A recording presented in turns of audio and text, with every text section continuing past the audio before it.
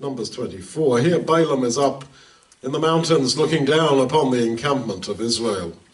And he is taken over by the Spirit of God, and he explains how God sees his people who were carrying the tabernacle of Moloch and the star of their god Remphan, the people who in their hearts had returned to Egypt.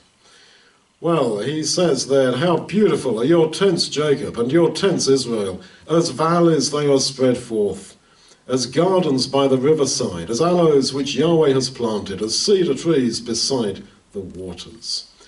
So he's saying that God sees his people, despite how weak they are, as beautiful and wonderful. God fell in love with Israel in the wilderness. That is what Ezekiel 16 says. That is what a number of the prophets say. And the analogy is continued in Hosea and elsewhere, where we are told God felt so much for Israel, he married them at Sinai. When the cloud came down on the mountain, it was as if he covered them with his skirt, with the skirt of his garments, and took them to be his own. And they went and played the prostitute. The wonder is that God, the God of all perfection, the God who sees and knows every human thought and penetrates every human weakness, all the same fell in love with a bunch of runaway slaves in the scrubland of Sinai, of the Sinai Peninsula. That same God is in love with you.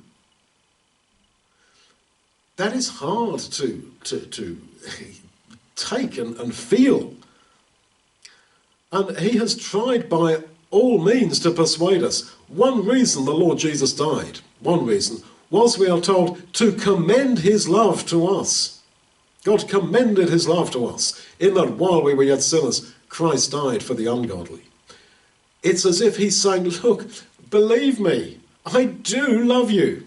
And all in us somehow is skeptical, because we never saw a love like that. We never had a divine being in love with us, chasing us in the wilderness and the scrubland of our lives. This is all wonderfully true. We are the bride of Christ. Feel it, believe it, and live it.